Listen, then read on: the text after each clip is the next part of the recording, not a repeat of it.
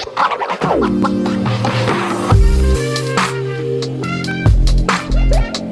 there, welcome back to my channel. My name is Brittany Bundles, and today's video is going to answer a question in regard to negotiating with hair vendors, tips on negotiating with hair vendors. Like I say in a lot of videos, if you are selling hair or any product for that matter, it is very imperative, in my opinion, that you have a relationship with your vendor. If you're wanting to know why, I address the whys in a lot of videos that I created on YouTube. You can go to my hair business playlist, and I have videos in regards to vendors. I have vendor story times, just have a lot of information over there. You can go to my business playlist, and I have some information regarding vendors, I believe, in that playlist too. But bottom line is, it's important to have a relationship with whomever you're doing business with. And because a vendor is going to be a primary partner in your business, you want to make sure that you have a relationship with them. That's one of the reasons why I stress, don't just get a vendor or work with a company because you hear from someone that they have good quality products. Even though that may be the case, you want to make sure that the vendor comes with more than just good quality. You want to make sure that you're able to communicate with them. You want to make sure that they are respectful to your liking, because there are some companies where people have stopped working with them, even though they have great quality products, because they weren't able to effectively communicate with that company, or that company was very rude, or the company was very hit or miss, or the company wasn't consistent in the level of quality that they offered, meaning that they sent out products one week and they were great, quality was great, and then the next week they sent them out and quality was completely different, to the point that the people doing business with them, so the hair companies like ourselves, would notice, and then also the customers would notice as well. So it is really important, because when you're selling a product, you're trusting another vendor to ensure that the quality is up to par, that they're going to be available for you to continuously order from, that they're going to answer any questions that you have, that they're going to make good on their promises or whatever they guaranteed you. You're wanting to make sure that everything lines up, because your name is writing on the business. They stay in the background. For example, if I'm purchasing hair from my vendor, no one knows the vendor that I'm purchasing from. And they're not going to that vendor and asking, hey, why is Brittany taking so long to send out my products? They're coming to me. You know what I mean? So it's important that I have a relationship with my vendors, so that I can keep the best relationship with my customers, and so that I can do the best that I can for my brand's sake, for the name that's attached to my business. And so you want to think about all of that before you decide to start selling any product. And then also you want to make sure you have backup vendors. I talk about that in depth in some other videos. But today I'm going to focus on primarily tips on negotiating with hair vendors. I'm going to be looking down because I have my notes here. And I have three tips. So if you are interested in this video, be sure to give the video a big thumbs up. Please make sure that you are subscribed. And let's get right into it. So number one, let's say that you want to negotiate bulk pricing, okay? You also may want to negotiate them supplying bundles for at a better quality. So maybe this vendor offers different grade hair, which is not uncommon. There are certain vendors that will offer different grades, and you have to pay a little bit higher for a better grade of hair. With that being said, you have to decide again what vendor you want to work with, but it's not uncommon if you reach out to a vendor and they say, hey, I offer different grades, and you may see different letters of the alphabet associated with those grades. So the first thing that I'd recommend doing is start off the conversation by expressing what you want.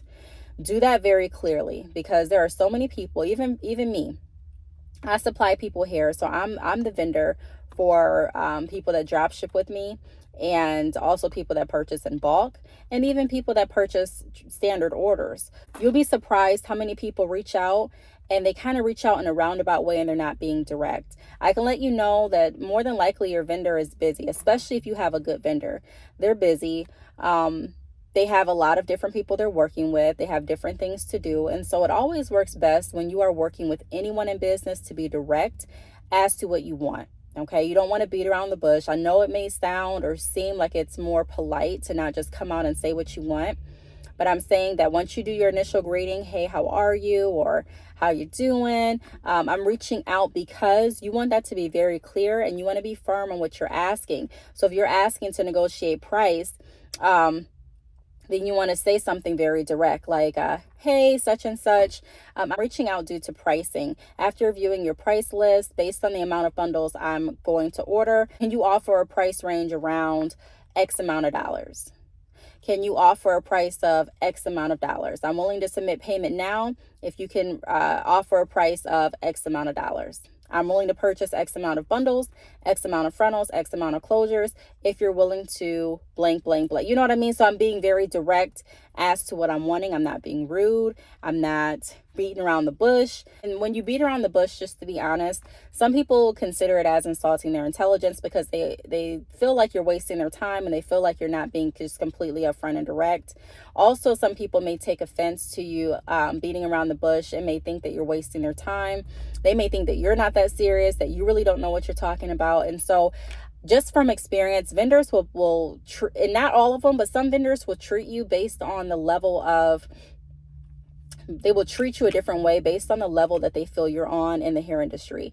If they feel like you don't really have that many clients, like you're not really placing that many orders, and this is not right in my opinion, but this is what a lot of vendors do. If they feel like you're not placing a lot of orders, if they feel like you're very hit or miss, you don't really know too much about hair, you're being very uncertain about what you're asking for, they may play you like that, meaning they may not get back to you immediately, meaning they may not really value your orders like that. You may purchase an order for 4 bundles and then come back and say, well, hey, I purchased the 4 bundles last week, and you may be interested in purchasing a wholesale order. But if they feel like you're going to purchase 2 bundles, or if you have a history of purchasing 1 bundle here, 2 bundles there, 4 bundles there, they may treat you differently. I've worked with people who have used the pre-order method and have come to me to do drop shipping and said that their vendor started treating them different when their orders went down. So initially when they were purchasing in bulk, they did their first few bulk orders and they didn't sell the hair as quickly as they thought they would. So they transitioned over to paying as you go, buying as you go, the pre-order method. And they said that they noticed a difference in how their vendor treated them when they purchased 2 bundles versus when they purchased over 20. They were very prompt when they were wanting to purchase 20 bundles. They were very accommodating. They answered questions. They even threw in some free bundles. So they were willing to work more based on the value as far as the monetary gain that they were seeing in you, that you were bringing to them.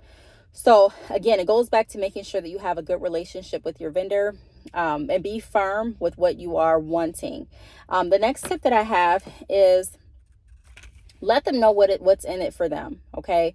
So if you tell them what you want and you notice that you're getting pushback, or they're saying, hey, this is my price. No, I'm not going to change the price. We have plenty of people that pay this price. Then you can let them know, I completely understand. I'm hoping to build a long-term relationship with you with continuous orders. I project to order at least X amount of bundles next month. I project to have sales increase during X holiday. And this is the amount that I'm looking to spend with you in the months coming up.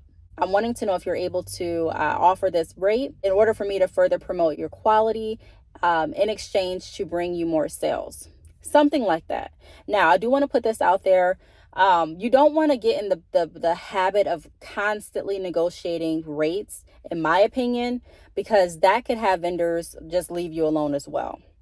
Like I said, a lot of times vendors treat you based on, the way they treat you is based on the monetary value that they see in you. So if you can paint the picture and let them know why your reduced rate will help them out ultimately, that's going to be so beneficial. And that's really in any area in business. If you can paint the picture and tell your vendor or your partner what they're going to gain from it, you have a higher chance of actually getting what you want versus you saying, well, this is going to help me out. Okay. Not everyone cares about helping you out. Not everyone cares if your business succeeds. Most vendors, and there's nothing wrong, they're in it for business.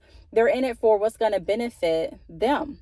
How are they going to gain? And then a lot of times when you're working with vendors, it's not just them, they're working with a team. So you want to give them something that they can go back if they have to ask a manager, if they have to ask their business partner, if they have to ask, so that it makes sense. It's kind of like, there are companies that will send me products to promote, and they know it's taken a cut from their inventory and their profit up front, but they also know that based on the advertising method that I use, so whether it's a YouTube video or a post on my social media accounts or anything like that, it also will spread awareness about their brand or their service or their products, and then also help to increase the chance of them getting more purchases. So just phrasing it in that way, where it's like, yes, up front you may not see the value, but being able to communicate what the value is really going to be helpful. Keep in mind that when you're working with a vendor, it's a business relationship, and not everyone has experience working with business relationships. And so when you're an entrepreneur, I talk about this a lot on my podcast, the Brittany Bundles podcast. This is a new way for some people on living, on being able to communicate, on building relationships. And it's a lot of footwork in order to find the vendor that's going to work best for you. Should you not work with a vendor if they're not willing to give you a discount? No, I just gave you those two examples as examples, some of the examples that I've gotten brought to me when people tell me their stories working with vendors. However, if a vendor doesn't decide to give you a discount, that's not a red flag automatically that they're not a good vendor to work with. But if you are wanting them to work with you on bulk pricing, if you're wanting them to work with you on the quality that they're sending, then you want to paint the picture as to what you're looking for as well. So they may send you out bundles, and to them it may be good quality. They may say, this is our best hair, and it may be, but you want to make sure that you're expressing what you're asking for. So I understand that this is your best quality. When I purchased hair 2 months ago, the hair looked and felt like this. You might even want to include pictures. The hair that I got yesterday looks and feels like this. How can I get back to hair like this?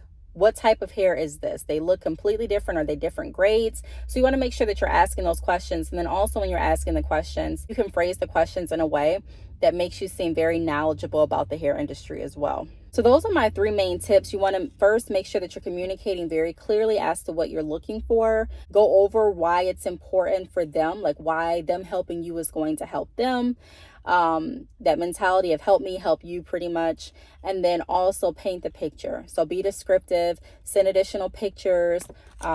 You may want to send over pricing that you got from another vendor. And when you do that too, a lot of vendors may come back and say, well, hey, I don't price match, or hey, that doesn't mean that we're offering the same type of hair, so you're going to pay a little bit more for better quality. So people, everyone's not interested in automatically giving you a discount, but if you are looking at purchasing in bulk, you have more of a chance of getting that discount approved than if you're purchasing just like, 1 to 4 bundles. Because sometimes vendors are hasty as far as their decisions. They want the money right now. And if they can offer maybe to throw in a free bundle or to take a couple dollars off, they will, to get the bigger profit up front. Or if you let them know you're working with a salon, if you let them know that you have a hair company, if you let them know that you do a good number of sales, you may even want to send a portion of the sales that you've done through your Shopify store or whatever e-commerce platform you're using, to let them know that you're very serious. At that point, they may even offer to throw you in samples for free. They may end up offering to throw you in a couple bundles for free. I've had my vendor that has given me free bundles based on the amount of orders that I've brought to her. So it's really important to build that relationship, to ask the questions, and to know if you can rely on the vendor that you're working with. And those are some tips with negotiating with vendors as well. So I hope this video helped. If you have any questions, feel free to leave them down below. Thank you so much for watching, and I will see you in my next video. Bye.